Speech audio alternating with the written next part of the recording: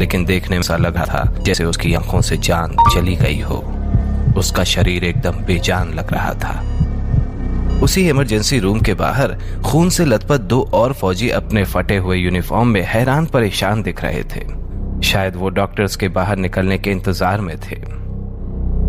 जैसे जैसे ऑपरेशन का वक्त बीत रहा था, उन जवानों की हालत बद से बदतर हो रही थी। 2 घंटे के लंबे इंतजार के बाद आखिरकार ऑपरेशन थिएटर का गेट खुला। दोनों फौजी और उनके कुछ साथी डॉक्टर्स की तरफ दौड़े। क्या वो ठीक है? सबने एक साथ कहा। 4 डॉक्टर्स वहां से सिर हिलाते हुए निकल गए, जबकि एक डॉक्टर वहीं रुककर उनके सवाल का जवाब देने लगे। हाँ, हमने उसे बचा लिया। ये सुनते ही वहां खड़े सारे फौजियों के चेहरे खिल उठे। सबको राहत की सांस आई, लेकिन उन फौजियों के टीम इंस्ट्रक्टर को लगा कि बात कुछ और है। वो पूरी तरह से ठीक तो हो जाएगा ना? टीम इंस्ट्रक्टर ने पूछा। उसके शरीर की चोटों की तो ज्यादा दिक्कत नहीं है, लेकिन जो केमिकल उसको लड़ाई के टाइम पर दिया गया था वो खतरनाक है, और ऐसा हमने पहली बार देखा है। ये डिफेक्टिव केमिकल कैटेगरी में आती है। इसको बचाने में जो देरी हुई है उसकी वजह से ये केमिकल उसके ब्लड में मिल गया है और इसे वीक बना रहा है। डॉक्टर की बात सुनकर दोनों फौजी सुन्न पड़ गए। वीक होने से आपका क्या मतलब है? क्या इसका असर उसकी ताकत और परफॉर्मेंस पर पड़ेगा? दरअसल केमिकल पूरे शरीर में फैल गया है। अभी यह कहना मुश्किल है कि इस केमिकल का उसके शरीर पर क्या असर होगा, लेकिन इसका असर घातक भी हो सकता है। इसके साथ जो हुआ उसके लिए मुझे बहुत दुख है। देश के ऐसे जांबाज के साथ इस तरह की घटना होना वाकई हैरान करता है, डॉक्टर ने निराश होकर कहा। डॉक्टर की बात सुनकर दोनों फौजी और उनके साथी शॉक्ड थे। दोनों फौजियों के चेहरे पर 12 बजे हुए थे। तभी एक फौजी ने अपना आपा खो दिया और जोर से दीवार पर अपना हाथ दे मारा। कुछ ही पल में उसके दस्ताने से खून की बूंदें जमीन पर टपकने लगीं। सब मेरी गलती है। शिट! कबीर ने मुझसे कहा था, यह सब मेरी गलती है। वो अपनी बात कंप्लीट कर पाता कि उससे पहले ही टीम इंस्ट्रक्टर ने उसका कॉलर पकड़ लिया और उससे कहा, मैंने तुम्हें ये कितनी बार कहा है कि कबीर की ऑर्डर बिना सवाल किए मान लिया करो। और यह ऑपरेशन कोई आम ऑपरेशन नहीं था। फॉलो ऑर्डर्स, ये 2 शब्द तुम्हारी बुद्धि में नहीं आते क्या? मैं बस जीत की खुशी में वहां से कुछ लेना चाहता था। मुझे बिल्कुल नहीं पता था कि वहां कुछ लोग जिंदा बचे हैं। इसी बीच चेयर पर बैठे सीनियर ऑफिसर ने पूछा, आखिर वहां हुआ क्या था? बताओ मुझे। दूसरे फौजी ने दीवार का सहारा लेते हुए धीरे से कहा, कबीर ने हमें वापस लौटने को कहा, और जब विशाल वहां से कुछ लेने गया तो तभी एक साइंटिस्ट वहां उस केमिकल का इंजेक्शन लेकर विशाल पर अटैक करने लगा। कबीर विशाल को बचाने गए और वो केमिकल का इंजेक्शन उनको लग गया। ये सुनते ही सीनियर ऑफिसर ने विशाल की तरफ देखा और चिल्लाते हुए कहा, इस गिल्ट के साथ कैसे रह पाओगे तुम? मैं बस कबीर को ठीक देखना चाहता हूं। विशाल को सिर्फ कबीर की चिंता थी। इन सब बकवास का कोई फायदा नहीं। जाओ अंदर जाओ और देखो कि वो ठीक है कि नहीं। डॉक्टर ने दोनों को चुप कराते हुए कहा, जिसकी बात सुनकर दोनों फौजी हिम्मत करते हुए कबीर के कमरे के अंदर तक गए। क्या वो अभी भी मिलिट्री इंटेलिजेंस ब्यूरो ज्वाइन कर सकता है? टीम इंस्ट्रक्टर ने सीनियर ऑफिसर से पूछा। सीनियर ऑफिसर का जवाब झिझक भरा था। ये मिशन तो ठीक गया और हमने उनका रिसर्च बेस भी खत्म कर दिया, लेकिन डॉक्टर की माने तो कबीर अब फिजिकली उतना काबिल नहीं है। और तुम तो जानते ही हो कि मिलिट्री इंटेलिजेंस ब्यूरो में हम सिर्फ बेस्ट ऑफ बेस्ट को ही लेते हैं। वैसे इतना भी निराश होने की बात नहीं है, अभी उसकी ताकत की टेस्टिंग भी होगी। और तुमने तो 3 लोगों का नाम दिया था ना मिलिट्री इंटेलिजेंस ब्यूरो के लिए, उनमें से 2 मिशन पास कर चुके हैं, तो उनका मिलिट्री इंटेलिजेंस ब्यूरो में जाना तय है। टीम इंस्ट्रक्टर सीनियर ऑफिसर की बात से खास खुश नहीं था। उसी वक्त विशाल, जो कि कमरे के दरवाजे से चिपक कर इनकी सारी बातें सुन रहा था, वो रो पड़ा। दूसरा फौजी भी इस बात को समझ गया था। वो कबीर को कंबल उठाते हुए उसी के बगल में बैठ गया। उसके पास कहने को कुछ था ही नहीं, कहता भी क्या। आखिर उसने विशाल को इस बात पर पहले ही 2 थप्पड़ लगा दिए थे। अगले दिन कबीर फिजिकल एग्जामिनेशन रूम के बाहर अपने रिजल्ट का इंतजार कर रहा था। वो चुपचाप अपना पसीना पोंछ रहा था। विशाल भी उसी के साथ शांत खड़ा था। क्या होगा अगर रिजल्ट की वजह से तीनों अलग हो गए? इन 3 लोगों की टोली आर्मी के ज्वाइनिंग के पहले दिन से ही थी। अगर कबीर चला गया तो कुछ भी पहले जैसा नहीं होगा। तभी एग्जामिनेशन रूम से एक आदमी हाथ में फोल्डर लिए कबीर की तरफ आया और उसने कहा, रिजल्ट अच्छे नहीं हैं, सुनना चाहोगे? आखिर कबीर था तो फौजी ही। चेहरे पर मुस्कान लिए हुए उसने कहा, जरूर सर। उसकी आवाज में कॉन्फिडेंस साफ झलक रहा था। तुम्हारी पावर, स्पीड, ताकत, हर चीज में बहुत बड़ी गिरावट है। कबीर सबसे बेस्ट सोल्जर्स में से एक था और अब उसकी ताकत और तेजी दोनों ही किसी आम आदमी जितनी ही हो गई थी। किसी के पास इतनी हिम्मत नहीं थी कि वो उसे बता पाए कि अब वो मिलिट्री इंटेलिजेंस ब्यूरो को ज्वाइन नहीं कर पाएगा। उस आदमी की बात सुनने के बाद भी कबीर के चेहरे पर हंसी ही थी। लेकिन एक फौजी की हंसी के कई मतलब होते हैं। सबके जाने के बाद विशाल से रुका नहीं गया और वो वहीं पर रोने लगा। कबीर उसके पास गया और उसके कंधे पर हाथ रखते हुए बोला, अपना ध्यान रखना सीखो, अब तुम मिलिट्री इंटेलिजेंस ब्यूरो में जाने वाले हो। और याद रखना, वहां तुम्हें ऑर्डर्स फॉलो करने पड़ेंगे, वहां तुम अपने मन की नहीं चला सकते। कबीर, मुझे माफ कर दो, सारी गलती मेरी है, सिर्फ मेरी है। विशाल ने रोते हुए कहा। कबीर विशाल को शांत कराते हुए सीढ़ियों की तरफ चलने लगा। विशाल की आंखों में दुख और निराशा दोनों ही थी। तभी जाते हुए कबीर को अपनी टोली का तीसरा फौजी दिखा और उसने उससे कहा, मेहनत करना और मेरी नाक मत कटाना। यह सुनकर ऋषभ ने जवाब दिया, मैं तुम्हारा मिलिट्री इंटेलिजेंस ब्यूरो में इंतजार करूंगा दोस्त। कुछ ही शब्दों में ऋषभ ने अपना भरोसा कबीर को जाहिर कर दिया। कबीर ने ऋषभ से अलविदा कहा और अपने कमरे की तरफ चला गया, जहां उसे अपने सामान भी पैक करने थे। कबीर के उसूल पक्के थे। वहां और रुककर वो अपने साथियों का दुख बढ़ाना नहीं चाहता था। आखिर में कबीर ने अपनी फौजियों की टोली वाली फोटो बैग में रखी और वहां से चला गया। टीम इंस्ट्रक्टर के ऑफिस में कबीर अब पहुंच चुका था। कबीर, मैं चाहता हूं कि तुम रुको। तुम लड़ नहीं सकते, लेकिन मेरे साथ एज अ टीम इंस्ट्रक्टर काम कर सकते हो। सर, मैं अब एक ब्रेक लेकर कुछ समय एंजॉय करना चाहता हूं। कबीर ने हंसते हंसते कहा, वैसे भी आप तो मुझे जानते ही हैं, मैं मिलिट्री में सिर्फ अपनी अच्छी छाप छोड़ना चाहता हूं। लेकिन तुम अब भी बहुत अच्छे फौजी हो, लेकिन बेस्ट नहीं रहा सर। कबीर की यह बात सुनकर टीम इंस्ट्रक्टर इसके बाद कुछ नहीं बोल पाया। उसने कबीर को उसका रेफरेंस लेटर दिया और कहा, मैं जानता हूं तुम वापस आओगे। मैंने तुम्हारे लिए अपने दोस्त के साथ पुलिस डिपार्टमेंट में पोजीशन पक्की करवा ली है और वो तुम्हारे घर के पास ही है, दिल्ली में। जिसे सुनकर कबीर ने टीम इंस्ट्रक्टर को थैंक यू बोलकर सलामी दी और अपने रास्ते चला गया। वो विशाल और अपने साथियों को और गिल्ट में नहीं देखना चाहता था। सभी ने मिलिट्री इंटेलिजेंस ब्यूरो में ज्वाइनिंग के लिए बहुत मेहनत की थी और वो भी कई सालों तक। वो नहीं चाहता था कि उसके साथी उसकी वजह से मिलिट्री इंटेलिजेंस ब्यूरो छोड़ दें। कबीर के पिता राजवीर शेखावत उसके बचपन से ही रोल मॉडल रहे हैं। मिलिट्री इंटेलिजेंस ब्यूरो में जाना सिर्फ उसका नहीं, उसके पिता का भी सपना था। वो अभी तो यहां से जा रहा था, लेकिन ये उसके आर्मी करियर का अंत नहीं है, बल्कि ये तो एक नई शुरुआत की शंखनाद है। कबीर MIB के लिए वापस आएगा। कबीर के अंदर का फौजी सिर्फ एक एक्सीडेंट की वजह से उसे अपना सपना छोड़ने नहीं दे सकता था। जैसे ही कबीर मिलिट्री कैंप के गेट तक पहुंचा, उसने एक आखिरी बार अपने बेस कैंप की ओर जी भर के देखा। उसने इस जगह पर अपनी लाइफ के सबसे बेहतरीन लम्हे बिताए थे। तभी अचानक कबीर की नजर सड़क के किनारे लगी हुई होर्डिंग पर गई, जिस पर एक फिल्म का पोस्टर लगा था।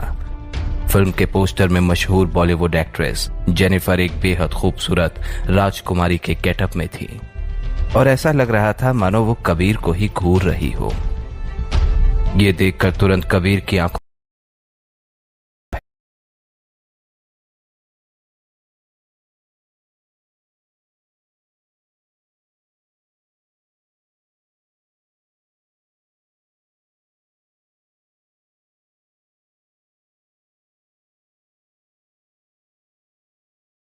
जिसे टीम इंस्ट्रक्टर ने तुरंत ही पढ़ लिया।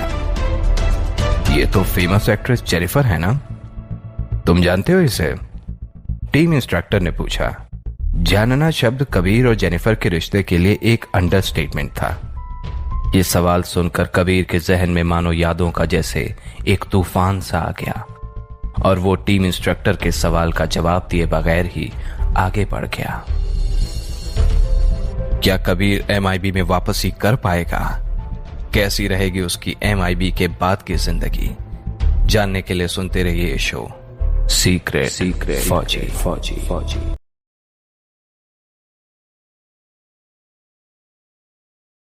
था वो टेबल पर अपना सिर रखे ऐसे पड़ा था जैसे उसने दुनिया को अलविदा कह दिया हो। काफी देर तक उसे उठाने के जद्दोजहद के बाद भी जब बारटेंडर से कुछ ना हो सका तो वो कबीर का फोन ढूंढने लगा। लेकिन कबीर का वजन बारटेंडर से अकेले झेला नहीं जा रहा था। इसीलिए बारटेंडर ने पास के लोगों को बुलाकर उनसे हेल्प मांगी और फिर जैसे तैसे कबीर की जेब से उसका फोन निकाला। कबीर के फोन में इमरजेंसी नंबर वाइफ के नाम से सेव था। बारटेंडर ने उस नंबर पर फोन मिलाया।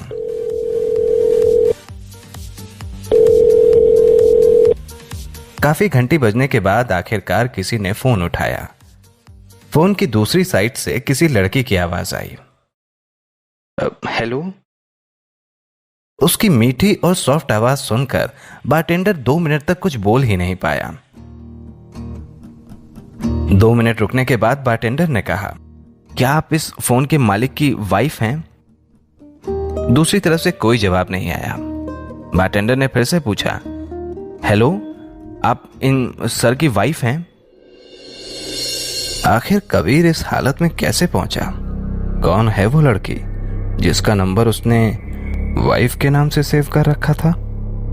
दरअसल मिलिट्री इंटेलिजेंस ब्यूरो ज्वाइन ना कर पाने की वजह से कबीर बहुत निराश था। साथ ही उसकी ताकत और तेजी भी उसके बाकी साथी फौजियों से कम हो गई थी। वो अपने साथियों के सामने रोना नहीं चाहता था और इसी वजह से उसने मिलिट्री कैंप छोड़ दिया था। उसे किसी की दया की जरूरत नहीं थी। उसने मन में सोच लिया था कि अब उसके पास सिर्फ घर जाकर बेहतर होने का ही रास्ता बचा है। दिल्ली वापस आकर कबीर ने क्लब में जाने का सोचा। तेज म्यूजिक और लोगों के शोर के बीच कबीर अपने आप में ही खोया हुआ था। वो अकेले बैठा हुआ ग्लास पे ग्लास पिए जा रहा था। उतनी ही देर में एक लड़की उसके पास आकर उससे बात करने की कोशिश करने लगी। तुम यहाँ अकेले क्यों बैठे हो? ऐसी जगह पर अकेले बैठे रहने वाले आदमी कम ही देखने को मिलते हैं, उस लड़की ने कहा। कबीर उसको इग्नोर करता हुआ अपनी ड्रिंक पी रहा था। उस लड़की को कबीर का अटेंशन न मिलना अच्छा तो नहीं लगा, लेकिन वो अपने आप को रोक नहीं पाई। कबीर की 6 फुट 3 इंच की हाइट और चौड़े कंधे उसको क्लब में मौजूद बाकी सारे लड़कों से अलग बना रहे थे। शायद उस लड़की को कबीर की यही चीजें इतनी पसंद आ गई थी कि उसने कबीर से फिर से बात करने की कोशिश की, लेकिन कबीर उसने उसे फिर से इग्नोर कर दिया। सुनिए, इसे एक और ड्रिंक दे दीजिए मेरी तरफ से, उस लड़की ने बारटेंडर से कहा। जैसे ही बारटेंडर ने ड्रिंक का ग्लास टेबल पर रखा, उस लड़की ने मौके का फायदा उठाकर ग्लास में एक गोली डाल दी, मगर कबीर ने उसे ऐसा करते हुए देख लिया और उसने कहा, मुझे इतनी भी नहीं चढ़ी है कि अंधा हो जाऊं। चुपचाप यहां से चली जाओ, वरना सबके सामने बेइज्जती हो जाएगी तुम्हारी, कबीर ने चिल्लाकर कहा। वो लड़की कबीर के चिल्लाने से कांप उठी और शर्म के मारे वहां से चली गई।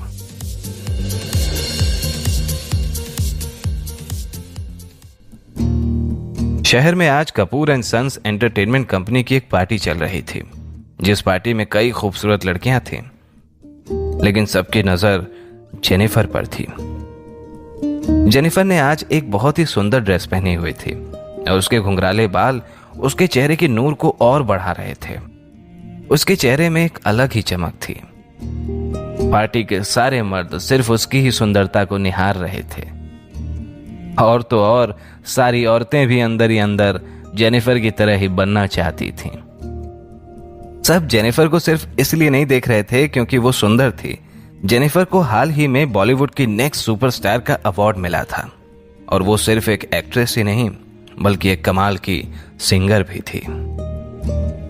जेनिफर के डैडी देश के टॉप बिजनेसमैन में शुमार हैं और उसकी मॉम अपने समय की बेस्ट इटालियन मॉडल रह चुकी हैं। इसीलिए जेनिफर में इंडियन डैड और इटालियन मॉम दोनों की ही खूबियां थीं, और बस यही चीज उसको बाकी सारी एक्टर्स से अलग बनाती थी। पहले तो वो कबीर का फोन नहीं उठाना चाहती थी, लेकिन बारटेंडर की बात सुनकर वो सोच में पड़ गई। फोन काटने से पहले उसने बारटेंडर से पूछा, आप मुझे अपनी जगह का एड्रेस बताएंगे? जी ma'am, grand plaza, Connaught place. उसके इतना कहते ही जेनिफर ने फोन रख दिया था। कुछ देर सोचने के बाद उसने अपने असिस्टेंट को बुलाया और उससे कहा, कार लेकर आओ, मुझे कहीं जाना है। ये सुनते ही असिस्टेंट ने गाड़ी की चाबी उठाई और जेनिफर को पार्टी की भीड़ से छुपाकर गाड़ी की तरफ ले गई। ग्रैंड प्लाजा क्लब की ओर चलो, जेनिफर ने कहा। मैम, काफी नए एक्टर्स आपसे मिलने के लिए आए थे, हम इतनी जल्दी पार्टी से क्यों आ गए? असिस्टेंट ने गाड़ी स्टार्ट करते हुए कहा। तुम उसे पार्टी कहती हो? मैं तो वहां पर बोर हो रही थी। जेनिफर खिड़की से बाहर चमकते आसमान को देख रही थी। तभी उसकी असिस्टेंट ने पूछा, मैम काफी देर हो गई है, हम इस टाइम क्लब क्यों जा रहे हैं?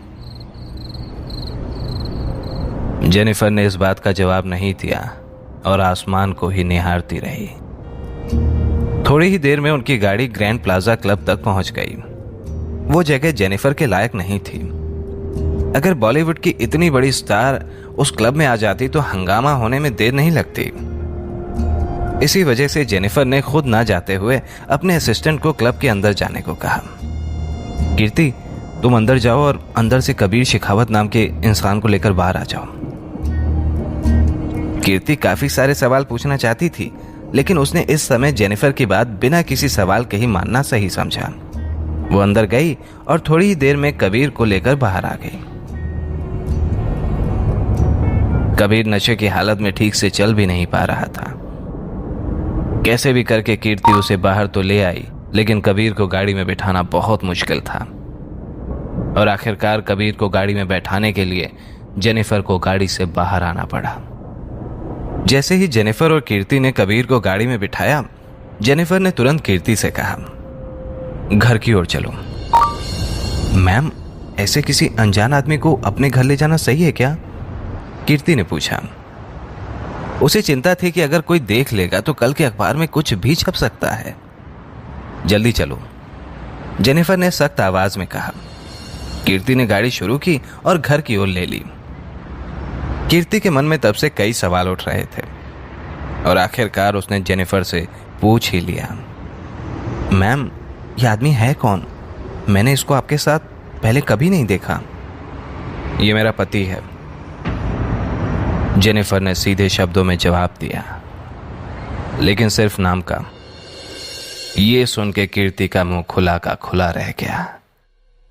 लेकिन आप तो सिंगल हो। ये शादी बचपन में हमारे माँ बाप ने तय कर दी थी। उस टाइम मैं मना नहीं कर पाई। हमारी शादी को 3 साल हो गए हैं, लेकिन हम कभी साथ नहीं रहे। हमारी नजरों में देखा जाए तो ये शादी है ही नहीं, जेनिफर ने जवाब दिया। ये सुनकर तो किसी के भी मन में 100 सवाल उठते, क्योंकि जेनिफर सिर्फ 30 साल की थी। कीर्ति अपने बॉस के साथ 3 साल से काम कर रही थी, लेकिन उसने आज तक उसकी शादी के बारे में कुछ नहीं सुना था। और अगर खबर मीडिया को पता चल गई तो? और फैंस का क्या? उन सबका तो दिल ही टूट जाएगा। और अगर ये खबर फैलने से जेनिफर का करियर खत्म हो गया तो? कीर्ति के मन में ऐसे ही सवालों की बहार आई हुई थी। कहा जाता है कि बॉलीवुड में सिर्फ सिंगल एक्टर से स्टार बन पाते हैं, और अगर लोगों को पता चल गया कि जेनिफर शादीशुदा है तो फिर उसको ना तो फिल्म्स मिलेंगी और ना ही कोई अवार्ड। जेनिफर ने कीर्ति के मन की बात समझ ली थी और उसने कीर्ति से कहा, कोई डरने की बात नहीं है, हमने इस बात को 3 साल से छुपा के रखा है और मुझे भरोसा है आगे भी ये बात राज ही रहेगी।